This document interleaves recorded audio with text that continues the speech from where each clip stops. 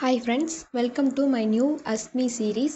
Amazon selling உங்களுக்கு என்ன doubt இருந்தாலும் like seller account registration, product listing, GST, orders, returns, Amazon fees, profit calculation, advertising, account issues இல்லை வேறு என்ன Amazon selling ரிலேட்டடாக டவுட் எதுவாக இருந்தாலும் யூடியூப் வீடியோ கீழே கமெண்ட் செக்ஷனில் கேளுங்க. பிகினர் கொஸ்டினாக இருந்தாலும் பரவாயில்ல, உங்களோட கொஸ்டின்ஸில் யூஸ்ஃபுல்லாக இருக்கிற கொஸ்டின்ஸை செலக்ட் பண்ணி நெக்ஸ்ட் அஸ்க்மி வீடியோவில் ப்ராக்டிக்கலாக எக்ஸ்பிளைன் பண்ணுறேன். அதுக்காக தான் இந்த அஸ்க்மி அப்படிங்கிற சீரீஸ் ஆரம்பிச்சிருக்கிறேன். ஏன்னா நிறைய பேருக்கு நிறைய டவுட்ஸ் இருக்குது. அதை எங்கே கேட்கணும், எப்படி கேட்கணும் அப்படிங்கிறது யாருக்கும் தெரியல. என்னால் முடிஞ்ச அளவுக்கு அமேசான் செல்லர்ஸ்க்கு நான் கைட் பண்ண ட்ரை பண்ணுறேன். எந்த ஒரு ஹெசிடேஷனும் இல்லாமல் ஜஸ்ட் அஸ்க்மி. ஓகே, இன்னைக்கோட அஸ்க்மி சீரீஸில் என்னென்ன கொஸ்டின்ஸ் கேட்டிருக்காங்க அப்படிங்கிறத பார்க்கலாம். ஃபஸ்ட்டு கொஸ்டின் ஸ்ரீலங்காலேருந்து நான் எப்படி சேல் பண்ணுறது அப்படிங்கிறது கேட்டிருக்காங்க. ஃபர்ஸ்ட் ஆஃப் ஆல் ஸ்ரீலங்காக்கு அப்படின்னு சொல்லி ஒரு செப்பரேட்டான Amazon seller marketplace currently இல்லை. Amazon.in அப்படிங்கிறது இந்தியாவுக்கு உண்டான Amazon marketplace. Indian sellers எல்லாருமே இந்த Amazon.in அப்படிங்கிற பிளாட்ஃபார்ம் யூஸ் பண்ணி தான் சேல் பண்ணுறாங்க. ஆனால் ஸ்ரீலங்காவுக்கு அந்த மாதிரி மார்க்கெட் பிளேஸ் அவைலபிளாக இல்லை. அப்படி நீங்கள் ஸ்ரீலங்காவிலேருந்து இந்தியாவில் பண்ணணும் அப்படின்னு நினச்சிங்கன்னா இந்தியாவில் நீங்கள் ஒரு ஜிஎஸ்டி எடுத்து சேம் ப்ரொசீஜர் இந்தியாவில் என்னென்னலாம் பண்ணுவோமோ அதெல்லாம் பண்ணணும். மெயினாக உங்களுக்கு அந்த ஜிஎஸ்டி டாக்குமெண்ட் வேணும். ஜிஎஸ்டி எடுக்கிறதுக்கு இந்தியாவில் நீங்கள் ஏதோ ஒரு அட்ரஸ் வச்சுருக்கணும். அந்த அட்ரஸ் காமிச்சு நீங்கள் ஜிஎஸ்டி டாக்குமெண்ட் எடுக்க முடியும். இல்லைனா நிறைய பேர் விர்ச்சுவலாக ஜிஎஸ்டி எல்லாமே எடுத்து கொடுத்துட்ருக்காங்க உங்களுக்கு. ஆனால் அப்படி போகும்போது நீங்கள் அந்த உங்களோட பிஸ்னஸ் பிளேஸ்னு ஒன்று இந்தியாவில் சூஸ் பண்ணுவீங்களா, அதுக்கு தனியாக மந்த்லி ரெண்டல் மாதிரி நீங்கள் பே பண்ணுற மாதிரி இருக்கும். அந்த மாதிரி எடுத்து நான் சொல்லியிருக்க வீடியோவில் எப்படி சொல்லியிருக்கணும் அதே மாதிரி நீங்களும் சேல் பண்ணலாம். செகண்ட் கொஸ்டின் ஒருத்தர் ஜிஎஸ்டி நான் வச்சுருக்கிறேன், ஆனால் ப்ராடக்ட் வாங்கின பிளேஸில் எனக்கு ஜிஎஸ்டி பில் கொடுக்கல, அதனால் அந்த ஹெச்எஸ்என் கோடும் அண்ட் ஜிஎஸ்டி பர்சன்டேஜ் எவ்வளோ அப்படிங்கிறதும் தெரியல அப்படிங்கிற மாதிரி கேட்டிருந்தாரு. இதுக்கு ரொம்பலாம் நீங்கள் கன்ஃபியூஸ் ஆகிக்க வேணாம். சிம்பிளாக நான் சொல்லிடுறேன். இப்போ நீங்கள் ஒரு டாய் சேல் பண்ணுறீங்க அப்படின்னா அந்த டாய்ஸ் என்ன மெட்டீரியல் அப்படின்னு பாருங்கள். இப்போ நீங்கள் ஒரு வுடன் டாய் சேல் பண்ணுறீங்கன்னா ஃபஸ்ட்டு நீங்கள் எந்த ப்ராடக்டாக இருந்தாலும் அதோட மெட்டீரியல் நேம் இந்த மாதிரி போட்டுக்கோங்க. அடுத்து அது என்ன ப்ராடக்ட் அப்படிங்கிறத இந்த மாதிரி போட்டுருங்க. இந்த மாதிரி போட்டுட்டு HSN code and GST percentage அப்படின்னு சொல்லி போடுங்க. இப்படி போட்டிங்கனாலே உங்களோட ப்ரைமரி ஹெச்எஸ்என் கோட் என்ன அப்படிங்கிறது இந்த இடத்துல வந்துடும். இப்போ இந்த நம்பரை நீங்கள் அப்படியே எடுத்து உங்களோட ஹெச்எஸ்என் கோடில் லிஸ்டிங்கில் நீங்கள் போட்டுடலாம். அதோட ஜிஎஸ்டி பர்சன்டேஜ் என்ன அப்படிங்கிறதும் இந்த இடத்துல போட்டிருக்காங்க. ஆனால் ஒரு ப்ராப்ளம் என்னென்னா அமேசானில் டைரெக்டாக இந்த மாதிரி 12%, 18% அப்படிங்கிறத கொடுத்துருக்க மாட்டாங்க. டிஃபால்ட்டாக நீங்கள் எந்த ரேட்டுமே செலக்ட் பண்ணலைன்னா 18% தான் செலக்ட் ஆகும். ஒருவேளை உங்களுக்கு 12% இருந்தாலுமே நீங்கள் செலக்ட் பண்ணலாம் அப்படிங்கும்போது இந்த 18% டேக்ஸ் நீங்கள் கவர்மெண்ட்டுக்கு பே பண்ணுற மாதிரி இருக்கும். அதனால் ஒவ்வொரு லிஸ்டிங் போடும்போதும் அது என்ன ஹெச்எஸ்என் கோட், அந்த டேக்ஸ் ரேட் என்ன அப்படிங்கிறத கரெக்டாக என்டர் பண்ணுங்கள். இப்போ நான் சொன்ன மாதிரி 12%, 18% டேரெக்டாக கொடுத்துருக்க மாட்டாங்க. இந்த டேக்ஸ் கோடு நீங்கள் பாருங்கள். இதில் இந்த மாதிரி டேக்ஸ் கோட் தான் அமேசான் லிஸ்டிங்கில் கொடுத்துருப்பாங்க. Gen exempt, minimum, special, jewellery, super reduced இந்த மாதிரி தான் இருக்கும். இப்போ இதில் ஒவ்வொரு டேக்ஸ் கோடுக்கும் என்ன பர்சன்டேஜ் அப்படிங்கிறது இந்த சைடு கொடுத்துருக்காங்க. இப்போ ஜென் ஸ்டாண்டர்ட் அப்படிங்கிறது 18%. இது 18% டேக்ஸாக இருந்துச்சு அப்படின்னா நீங்கள் இந்த கோடு செலக்ட் பண்ணுங்கள். சப்போஸ் நீங்கள் 12%ஆக இருந்துச்சு அப்படின்னா ஜென் ரெடியூஸ்டு செலக்ட் பண்ணுங்கள். 5%னா சூப்பர் ரெடியூஸ்டு செலக்ட் பண்ணுங்கள். இந்த மாதிரி உங்களோட டேக்ஸ் ரேட் என்னவோ அதுக்கு உண்டான டேக்ஸ் கோடு நீங்கள் செலக்ட் பண்ணணும். நெக்ஸ்ட்டு கூப்பன் ரிலேட்டடாக ஒருத்தர் டவுட் கேட்டிருந்தாரு. கூப்பன் எப்படி கிரியேட் பண்ணுறது அப்படின்னு கேட்டிருந்தாங்க. ஒரே ஒரு கூப்பன் எல்லா லிஸ்டிங்க்கும் போதுமா அப்படின்னு சொல்லி கேட்டிருந்தாங்க. இன்னொன்று, அந்த கூப்பன் கிரியேட் பண்ணுறதுக்கு ஏதாவது சார்ஜஸ் இருக்கா அப்படின்னு கேட்டிருந்தாங்க. ஃபஸ்ட்டு கூப்பன் கிரியேட் பண்ணுறதுக்கு முன்னாடி ஒரே கூப்பன் போதுமா அப்படின்னு கேட்டிருந்தாங்க. கண்டிப்பாக இல்லை. நீங்கள் ஒரு 100 லிஸ்டிங் வச்சுருந்தீங்கன்னா அந்த 100க்கும் சேர்த்து ஒரே கூப்பன் கிரியேட் பண்ண முடியாது. ஏன்னா ஒரு கூப்பன் கிரியேட் பண்ணும்போது அந்த கூப்பனுக்கு என்னென்ன லிஸ்டிங்லாம் நீங்கள் ஆட் ஆகணுமோ அதோட ஏஜென்ட் நீங்கள் போட்டு கிரியேட் பண்ணிக்கலாம். அப்படி பண்ணிங்க அப்படின்னா நீங்கள் என்னென்ன ஏஜென்ட்லாம் என்டர் பண்ணீங்களோ அந்த ஏஜென்ட்க்கு மட்டும் அந்த கூப்பன் அப்ளை ஆகும். மற்ற லிஸ்டிங்க்கெல்லாம் இது வராது. ஸோ அதெல்லாமே நீங்கள் எப்படி கிரியேட் பண்ணுறீங்களோ அதை பொறுத்து இருக்குது. அப்புறம் கூப்பன் கிரியேட் பண்ணுறதுக்கு ஏதாவது அமேசான் சைட்லேருந்து சார்ஜஸ் கேட்பாங்களா அப்படின்னு கேட்டிருந்தாங்க. அமேசானுக்கு அப்படின்னு சொல்லி எந்த ஃபீஸுமே கிடையாது. ஆனால் நீங்கள் கூப்பன் கிரியேட் பண்ணும்போது இப்போ ஒரு 20 rupees நீங்கள் கூப்பன் கிரியேட் பண்ணிங்கன்னா உங்களோட செல்லிங் ப்ரைஸ் 800 rupees இருந்துச்சு அப்படின்னா கஸ்டமர் அந்த 20 rupees கூப்பனை யூஸ் பண்ணும்போது அந்த 800லேருந்து 20 rupees டிஸ்கவுண்ட் ஆகும். அப்போ 780 rupees ஆகும். அந்த 20 rupees உங்களுக்கு வர வேண்டிய அமௌண்ட்லேருந்து தான் பிடிப்பாங்க. அமேசான் அந்த 20 rupees கொடுக்க மாட்டாங்க கஸ்டமருக்கு. ஸோ நீங்கள் எந்த ஒரு டிஸ்கவுண்ட் நீங்கள் கொடுத்தீங்கனாலுமே அமேசான் சைடில் கூப்பன் ஆகட்டும் இல்லை வேறு ஏதாவது டீல்ஸ் அப்ளை பண்ணிங்க அப்படின்னாலுமே எல்லாத்துக்குமே நீங்கள் கிரியேட் பண்ணுறீங்க. உங்களுக்கு வர வேண்டிய அந்த பேமெண்ட்லேருந்து தான் அந்த அமௌண்ட் எல்லாமே டிடெக்ட் பண்ணிக்குவாங்க. ஆனால் அந்த கண்ட்ரோல் எல்லாமே உங்கள் கிட்ட தான் இருக்குது. என்ன அமௌண்ட்டுக்கு கூப்பன் கிரியேட் பண்ணணும், எந்த ப்ராடக்ட்க்கு கூப்பன் கிரியேட் பண்ணணும், அந்த கூப்பன் எப்போ எக்ஸ்பைரி ஆகணும், எவ்வளோ பேர் அந்த கூப்பனை யூஸ் பண்ணிக்கலாம், கூப்பனோட டோட்டல் அமௌண்ட், இந்த மாதிரி எல்லா ஆப்ஷனுமே உங்கள்கிட்ட இருக்குது. இப்போ அந்த கூப்பனை எப்படி க்ரியேட் பண்ணலாம் அப்படின்னு சொல்லி நம்ம பார்த்துடலாம். சப்போஸ் இந்த மாதிரி நியூ டேஷ்போர்ட்லேருந்து ஓல்டு டேஷ்போர்டுக்கு மாற்றோம்னா இந்த செட்டிங் கிளிக் பண்ணிவிட்டு இதில் செல்லர் சென்டரில் இருக்கும், இதை வந்து கிளிக் பண்ணிட்டீங்கன்னா ஓல்டு டேஷ்போர்டு வந்துடும். இப்போ இந்த மெனு ஐக்கான் கிளிக் பண்ணிவிட்டு இதில் அட்வர்டைசிங் அப்படிங்கிறதுல கூப்பன்ஸ் அப்படின்னு இருக்கும், இதை கிளிக் பண்ணிக்கிங்க. இந்த கூப்பன்ஸ் வந்து நம்ம எப்படி க்ரியேட் பண்ணலாம்னா, நம்ம 500 rupees அப்படின்னு சொல்லி அமௌண்ட்லேயே ஆஃபர் பண்ணலாம், பர்சன்டேஜ்லேயும் வந்து ஆஃபர் பண்ணலாம். இது நீங்கள் லிஸ்டிங் பண்ணியிருக்க எந்த ப்ராடக்ட் வேணால் ஆஃபர் பண்ண முடியும். இப்போ நீங்கள் சப்போஸ் உங்கள் ப்ராடக்ட்டுக்கு கூப்பன் க்ரியேட் பண்ணிங்கன்னா இந்த மாதிரி தான் அமேசான் பையர் டேஷ்போர்டில் காமிக்கும். இப்போ பார்த்தீங்கன்னா உங்களுக்கு 899 rupees வந்து இந்த ப்ராடக்ட்டோட ப்ரைஸு. ஆனால் கூப்பன் அப்படின்னு போட்டு அப்ளை 2% கூப்பன் அப்படின்னு சொல்லி கொடுத்துருக்குறாங்க. இப்போ இந்த இடத்துல உங்களுக்கு அதை காமிக்கல அப்படின்னாலும் நீங்கள் பை நவ் கொடுக்கும்போது இந்த அமௌண்ட் வந்து உங்களுக்கு மைனஸ் ஆயிரும். இப்போ மோஸ்ட்டாக வந்து எல்லாருமே அந்த அமௌண்ட்டில் வந்து கூப்பன் கொடுக்க மாட்டாங்க, இந்த மாதிரி பர்சன்டேஜில் தான் வந்து கொடுப்பாங்க. ஏன்னா இப்போ 2% 900 rupeesக்கு போட்டோம் அப்படின்னா ஆல்மோஸ்ட் வந்து 18 rupees தான் வந்து உங்களுக்கு டிஸ்கவுண்ட் ஆகும். இந்த இடத்துல கூப்பனில் 18 rupees அப்படின்னு சொல்லி போட்டோம்னா அது அந்தளவுக்கு பெரிய அமௌண்ட்டாக தெரியாது. இதுவே 2% அப்படின்னு போடும்போது இந்த 899 rupeesலேருந்து 2% ஆஃபர் அப்படின்னு போடும்போது அது பெரிய அமௌண்ட் மைனஸ் ஆகிற மாதிரி கஸ்டமருக்கு தெரியும். அதனால தான் பர்சன்டேஜில் வந்து எல்லாருமே மோஸ்ட்டாக போடுவாங்க. இப்போ இந்த கூப்பன் டேஷ்போர்டுக்குள்ளே வந்ததுக்கப்புறம் நம்ம ஃபஸ்ட் டைம் போகிறோம் அப்படின்னா இந்த மாதிரி வரும், இதில் ஸ்கிப் கொடுத்துருங்க. இதில் கீழே வந்தீங்கன்னா க்ரியேட் ப்ரொமோஷன் இருக்கும், இதை கொடுத்துட்டு நம்ம என்ன கூப்பன் தான் இப்போ க்ரியேட் பண்ண போகிறோம், ஸோ க்ரியேட் கூப்பன் அப்படிங்கிறத கொடுத்துருங்க. மோஸ்ட்டாக வந்து ஆல் கஸ்டமரே கொடுத்துக்குங்க. கூப்பன் டைப் என்னன்னு கொடுத்துக்குங்க. ஸ்டாண்டர்ட் அப்படின்னா நார்மலாக நம்ம யூஸ் பண்ணிக்கலாம். சப்ஸ்கிரைப் அண்ட் சேவ்னா மந்த்லி இந்த ப்ராடக்ட்டை பை பண்ணுவாங்க அப்படிங்கிற மாதிரி ஏதாவது ப்ராடக்ட் இருந்துச்சு அப்படின்னா, இப்போ கோல்கேட் பேஸ்ட் எடுத்துட்டோம்னா அது மேபி மந்த்லி வாங்குவாங்க.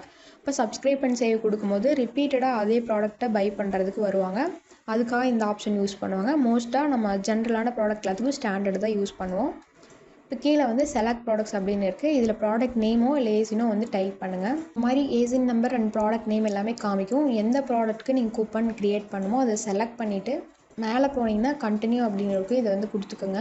இந்த செட் ஸ்கெடியூல் அப்படிங்கிறதுல என்ன டியூரேஷனில் இந்த கூப்பன் ஒர்க் ஆகணும் அப்படின்னு போட்டிருக்காங்க. இப்போ இன்றைக்கிலேருந்து ஸ்டார்ட் ஆகணும் அப்படின்னா இந்த ஸ்டார்ட் டேட் அப்படிங்கிறதுல இன்றைக்கி டேட் வந்து போட்டுக்கோங்க, இல்லை நீங்கள் நான் எந்த டேட்டில் வேணாலும் நீங்கள் இது கொடுத்துக்கலாம். அதே மாதிரி என் டேட் கொடுக்குறீங்க அப்படின்னா நீங்கள் கொடுத்துக்கலாம். சப்போஸ் இன்றைக்கி ஸ்டார்ட் டேட் செலக்ட் பண்ணியிருந்தீங்கன்னா ஒரு 6 hours வந்து எடுத்துக்கும், அதுக்கப்புறமா தான் அந்த கூப்பன் வந்து ஒர்க் ஆகும். இப்போ கீழே வந்தீங்கன்னா டிஸ்கவுண்ட் அமௌண்ட் வந்து செட் பண்ண சொல்லி கேட்குது. நான் முதலே சொன்ன மாதிரி நீங்கள் அமௌண்ட்டில் வேணாலும் நீங்கள் கொடுத்துக்கலாம், பர்சன்டேஜில் வேணாலும் நீங்கள் கொடுத்துக்கலாம். மணியில் போனீங்கன்னா மினிமம் 250 rupees வந்து நீங்கள் கொடுக்குற மாதிரி இருக்கும். பர்சன்டேஜில் போனீங்கன்னா 2% மினிமமாக இருக்கணும், அதுக்கு மேலே மேக்ஸிமம் 50%குள்ளே நீங்கள் கொடுத்துக்கலாம். Limit redemption to 1 per customer அப்படின்னா இதை நீங்கள் சூஸ் பண்ணிங்கன்னா ஒரு கஸ்டமர் இதே ப்ராடக்ட்டை எவ்வளோ டைம் வேணாலும் பர்ச்சேஸ் பண்ணுவாங்க. அப்போ அந்த ஃபஸ்ட் டைம் மட்டும் அவங்களுக்கு இந்த கூப்பன் ஒர்க் ஆகும், செகண்ட் பர்ச்சேஸ்லேருந்து இந்த கூப்பன் ஒர்க் ஆகக்கூடாது அப்படின்னா இதை வந்து செலக்ட் பண்ணிக்கோங்க. இல்லை ஒரு கஸ்டமர் எவ்வளோ டைம் வேணாலும் இந்த கூப்பன் யூஸ் பண்ணிக்கலாம் அப்படின்னா இதை வந்து அன்டிக் பண்ணிடுங்க.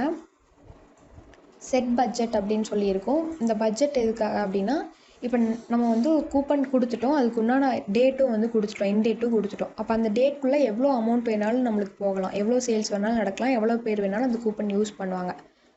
அப்போ நம்மளுக்கு வந்து ஒரு கண்ட்ரோல் இருக்காது. அதுக்காக தான் இந்த மினிமம் பட்ஜெட் அமௌண்ட் வந்து செட் பண்ண சொல்கிறாங்க. இப்போ நம்ம 1000 அப்படின்னு நீங்கள் கொடுத்தோம்னா இப்போ நம்ம ஒரு கூப்பன் டிஸ்கவுண்ட்டில் ஒரு 100 rupees மைனஸ் ஆகுது அப்படின்னா அப்போ 100 10 பீப்புள்ஸ் வந்து யூஸ் பண்ணாங்க அப்படின்னா 1000 rupees வந்து டோட்டலாக நம்மளுக்கு மைனஸ் ஆயிரும். அப்போ 10 customers தான் வந்து அந்த கூப்பனை யூஸ் பண்ண முடியும், அதுலேயே அந்த 1000 rupees ரீச் ஆயிரும். அடுத்து வர 11வது கஸ்டமருக்கு அந்த கூப்பன் காமிக்காது. இது வந்து அமௌண்ட்டில் நம்ம லிமிட் பண்ணுறோம். இந்த மாதிரி மினிமமாக வந்து 1000 rupees நீங்கள் கொடுக்கணும். கூப்பனுக்கு டைட்டில் வந்து நீங்கள் கொடுத்துக்கலாம். இந்த மாதிரி சேவ் 5% ஆன் அப்படின்னு போட்டு என்ன அப்படிங்கிறது போட்டுக்கலாம். மோஸ்ட்டாக வந்து ப்ராடக்ட் நேமே போட்டுருங்க, ஜென்ரலான ப்ராடக்ட் நேம் இருந்துச்சுனாலே போதும். டைட்டில் கைட்லைன்ஸ் வந்து செக் பண்ணிக்கோங்க. இதில் வந்து இந்த மாதிரி ப்ரைம் டே, பிளாக் ஃப்ரைடே இந்த மாதிரிலாம் வந்து நீங்கள் யூஸ் பண்ணக்கூடாது. இங்கே வந்து ஸ்டாக்டு ப்ரொமோஷன்ஸ்னு இருக்குது. அப்படின்னா என்னென்னா இப்போ நீங்கள் இதே ப்ராடக்ட்டுக்கு buy one get one offer கொடுத்துருப்பீங்க, இல்லை பர்சன்டேஜ் ஆஃப் கொடுத்துருப்பீங்க, இந்த மாதிரி என்ன ப்ரொமோஷன் வேணாலும் நீங்கள் செலக்ட் பண்ணியிருப்பீங்க. அப்போ வந்து நீங்கள் எஸ் அலோவ் ஸ்டாக்கிங் அப்படின்னு கொடுத்தீங்கன்னா எல்லா ப்ரொமோஷனுமே அவங்களுக்கு அப்ளை ஆகும். இப்போ ஃபார் எக்ஸாம்பிளுக்கு ஒரே ஒரு ப்ராடக்ட்டுக்கு கூப்பனில் 20 rupees மைனஸ் கொடுத்துருக்கீங்க, டீல்ஸில் வந்து ஒரு 10% மைனஸ் கொடுத்துருக்கீங்க. இது எல்லாமே வந்து கஸ்டமருக்கு மைனஸ் ஆகிற மாதிரி தான் காமிக்கும். எஸ் கொடுத்தீங்க அப்படின்னா, நோ கொடுத்தீங்க அப்படின்னா இந்த கூப்பன் மட்டும்தான் அவங்களுக்கு வந்து காமிக்கும். மோஸ்ட்டாக வந்து நோவே கொடுத்துக்கோங்க, ஏன்னா எல்லா டிஸ்கவுண்ட்டுமே அவங்க அப்ளை பண்ணாங்கன்னா உங்களோட ப்ராஃபிட் வந்து கம்மியாகும். ஒரே ஒரு டிஸ்கவுண்ட் மட்டும் நம்ம செலக்ட் பண்ணுற மாதிரி அவங்களுக்கு கொடுத்துக்கணும். அதனால் நோ அப்படின்னு கொடுத்துட்டு கண்டினியூ கொடுத்துருங்க. இப்போ நம்ம கொடுத்த எல்லா டீட்டெயில்ஸும் இதில் காமிக்கும். கூப்பன் டைட்டில், டைப்பு, எவ்வளோ பர்சன்டேஜ், பட்ஜெட் என்ன, எவ்வளோ ஸ்கெடியூல் பண்ணியிருக்கோம், எந்த டேட்லேருந்து எந்த டேட் வரைக்கும், ஆடியன்ஸ் யார், இது எல்லாமே இப்போ இருக்கும். நீங்கள் செக் பண்ணிவிட்டு இதில் வந்தீங்கன்னா ப்ராடக்ட் இருக்கும், அதையே செக் பண்ணிக்கோங்க. இப்போ மேலே போய்ட்டு சப்மிட் அப்படின்னு இருக்கும், இதை வந்து கொடுத்துருங்க. இப்போ கோ டு கூப்பன் டேஷ்போர்ட் அப்படின்னு கொடுத்தீங்கன்னா இங்கே கீழே வந்தீங்கன்னா இதில் ஆல் ஃபில்டர்ஸ்னு இருக்கும். இதை கிளிக் பண்ணிவிட்டு செலக்ட் ஆல் கொடுத்தீங்கன்னா எல்லா ஸ்டேட்டஸ் கூப்பனுமே உங்களுக்கு இதில் வந்து காமிக்கும். இப்போ நம்ம கிரியேட் பண்ண கூப்பன் வந்து ஸ்டேட்டஸ் ரன்னிங் அப்படின்னு சொல்லி காமிக்குது. அடுத்த கொஸ்டின் வந்து ஈஸி ஷிப் அண்ட் FBA ஷிப்மெண்ட்டுக்கு பிக்கப் பண்ண வரமாட்டேங்கிறாங்க, எப்படி சால்வ் பண்ணுறதுன்னு சொல்லி கேட்டிருந்தாங்க.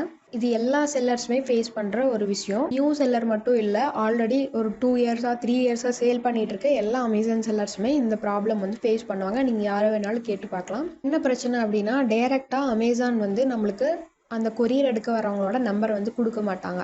சப்போஸ் அவங்க நம்ம நம்பர் கொடுத்தாங்க அப்படின்னா கூட நம்ம கால் பண்ணி எப்போ வருவீங்க, இந்த மாதிரி லொக்கேஷன், நாங்கள் வந்து இந்த லொக்கேஷனில் இருக்கோம், அந்த மாதிரி வந்து டீட்டெயில் சொல்ல முடியும். ஆனால் அவங்க கொரியர் பர்சனோட நம்பர் நம்மளுக்கு எப்போவுமே கொடுக்க மாட்டாங்க, ப்ரைவேட்டாக தான் வச்சுப்பாங்க. அதனால நம்மளால் அவங்கள காண்டாக்ட் பண்ண முடியாது. அப்போ இந்த மாதிரி விஷயத்தில் நம்ம என்ன பண்ணலான்னா, எனக்கு தெரிஞ்ச ஒரு சில டிப்ஸை மட்டும் நான் சொல்கிறேன். ஓரளவுக்கு இந்த ப்ராப்ளம் வந்து இது மூலமாக சால்வ் பண்ண முடியும். ஃபஸ்ட்டு வந்து செல்லர் சப்போர்ட் காண்டாக்ட் பண்ணுறது. செல்லர் சப்போர்ட் காண்டாக்ட் பண்ணோம் அப்படின்னா FBA ஷிப்மெண்ட்டாக இருந்துச்சு அப்படின்னா மோஸ்ட்டாக வந்து செல்லர் சப்போர்ட் காண்டாக்ட் பண்ணதுலேயே அவங்க வந்து எடுத்துகிட்டு போயிடுவாங்க அடுத்த நாள் வந்து.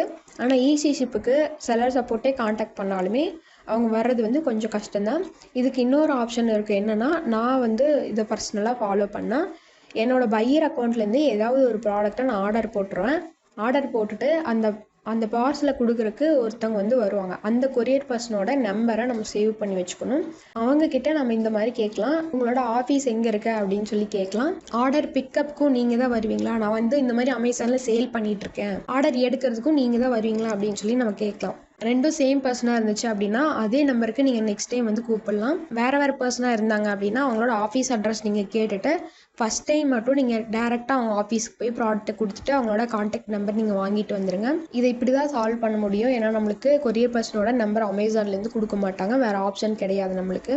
அடுத்து இன்னொருத்தவங்க வந்து நெட் ப்ராஃபிட் எப்படி மந்த்லி சேல்ஸ்லேருந்து கால்குலேட் பண்ணுறது அப்படின்னு கேட்டிருந்தாங்க. இதை நம்ம ஈஸியாக அமேசான்லேருந்து ஒரு ரிப்போர்ட் டவுன்லோட் பண்ணி அதுலேருந்து கால்குலேட் பண்ண முடியும். இப்போ பார்க்கலாம் அது எப்படின்னு சொல்லிட்டு. உங்களோட செல்லர் டேஷ்போர்டில் போய்ட்டு மெனு அப்படிங்கிறத கிளிக் பண்ணிவிட்டு பேமெண்ட்ஸ் அப்படிங்கிறத கிளிக் பண்ணுங்கள்.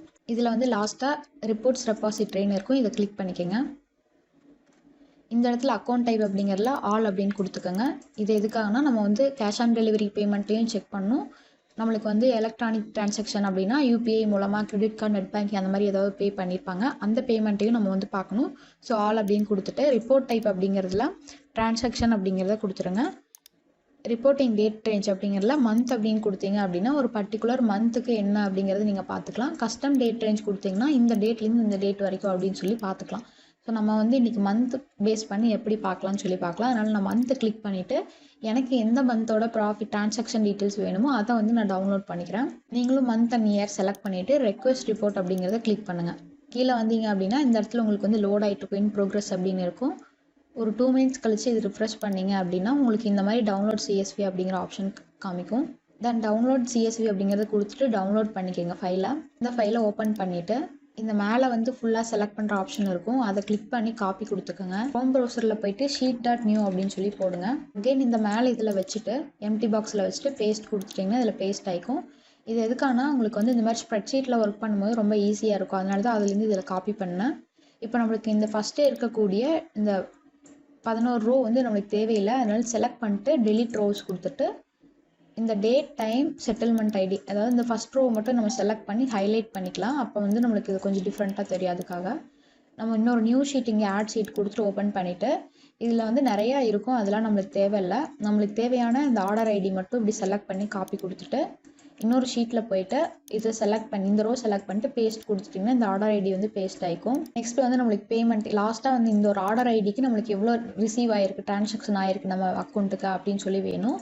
அகைன் இந்த ஷீட்டில் போய்ட்டு லாஸ்ட்டாக போனீங்கன்னா டோட்டல்னு இருக்கும், இதை வந்து கிளிக் பண்ணி காப்பி பண்ணிட்டு அகைன் ஷீட் 2க்கு வந்து இந்த B அப்படிங்கிறத கிளிக் பண்ணி இதை வந்து பேஸ்ட் பண்ணிக்கோங்க.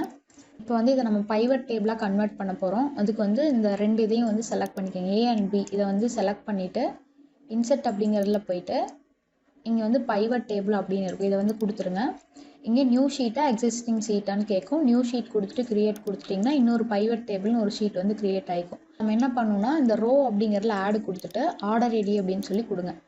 கொடுத்தீங்கன்னா நம்மளுக்கு வந்து எல்லா ஆர்டர் ஐடி வந்துடும். இது எதுக்காக அப்படின்னு பார்த்தீங்கன்னா, இப்போ நான் வந்து உங்களுக்கு சிம்பிளாக ஒரு ரெண்டாவது ஒரு ஆர்டர் ஐடி வந்து நான் காப்பி பண்ணிவிட்டு Ctrl F கொடுத்துட்டு இப்படி கொடுத்தேன் அப்படின்னா பார்த்தீங்கன்னா உங்களுக்கு ஒரே ஆர்டர் ஐடியில் ரெண்டு ரோ இருக்குது பார்த்தீங்களா.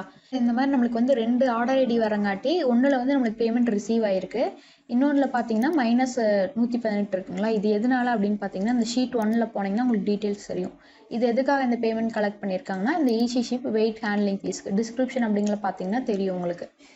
இதுக்காக தான் வந்து இந்த பேமெண்ட் கலெக்ட் பண்ணியிருக்காங்க, அதனால அது மைனஸ் ஆயிருக்கு. இப்போ இந்த டூப்ளிகேட்ஸ் எல்லாம் இது பண்ணுறதுக்காக நம்ம வந்து பைவட் டேபிளாக கன்வெர்ட் பண்ணியிருக்கோம். ரோஸ் வந்து கொடுத்துட்டோம். நெக்ஸ்ட்டு கீழே வந்தீங்கன்னா இந்த இடத்துல வேல்யூஸ்னு இருக்கும், இதில் ஆட் அப்படிங்கிறத கொடுத்துட்டு டோட்டல் அப்படிங்கிறத கொடுத்துருங்க. இப்போ பார்த்தீங்கன்னா உங்களுக்கு வந்து டோட்டல் ஆட் ஆகிருக்கும்.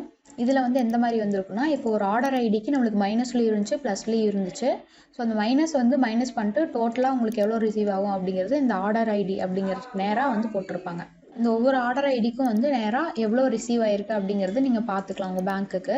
கீழே இருக்கக்கூடிய இந்த கிராண்ட் டோட்டல்ஸ், மேலே இருக்கக்கூடிய இந்த மைனஸ் அமௌண்ட் இது எல்லாத்தையும் வந்து ஸ்கிப் பண்ணிடுங்க. இந்த அமௌண்ட் தான் வந்து உங்களுக்கு உங்களோட பேங்க் அக்கௌண்ட்டுக்கு நீங்கள் செலக்ட் பண்ண மந்த்துக்கு மட்டும் ரிசீவ் ஆகிருக்கும். இந்த மாதிரி ஈக்குவல்ட் அப்படின்னு சொல்லி போட்டுட்டு இங்கே 3 காலம் டாட் இருக்கும், இதை கிளிக் பண்ணிட்டு இந்த சம் அப்படிங்கிறத கிளிக் பண்ணிட்டு இந்த சம் அப்படின்னு கொடுத்துருங்க. கொடுத்துட்டு உங்களுக்கு எதெல்லாம் ப்ளஸ் பண்ணுமோ அதை மட்டும் இந்த மாதிரி செலக்ட் பண்ணிக்கோங்க.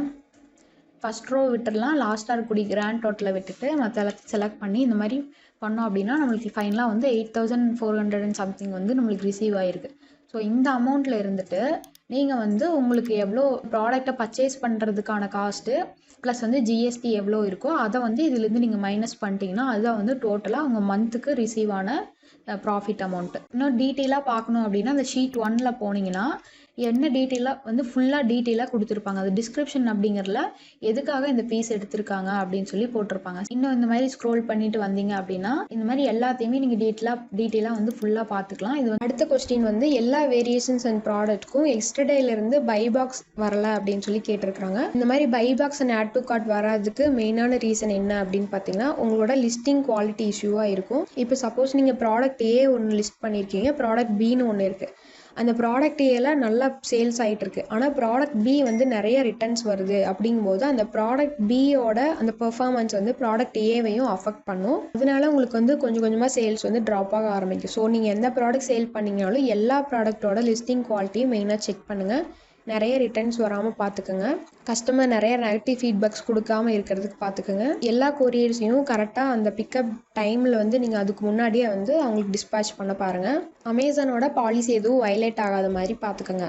நெக்ஸ்ட் கொஸ்டின் வந்து அமேசானில் வந்து ஆட் ரன் பண்ணிட்டு இருக்காங்க, அமௌண்ட் வந்து லாஸ் ஆயிடுச்சு அப்படின்னு சொல்லி சொல்கிறாங்க. அமேசானில் கம்ப்ளைண்ட் பண்ணலாமா அப்படின்னு சொல்லி கேட்குறாங்க. இது என்ன அப்படின்னா அமேசானோட ஆட் கேம்பெயின் செட் பண்ணுற எல்லா ஆப்ஷனுமே உங்களோட கண்ட்ரோலில் தான் இருக்குது, எதுவுமே வந்து அமேசான் சைடில் கிடையாது.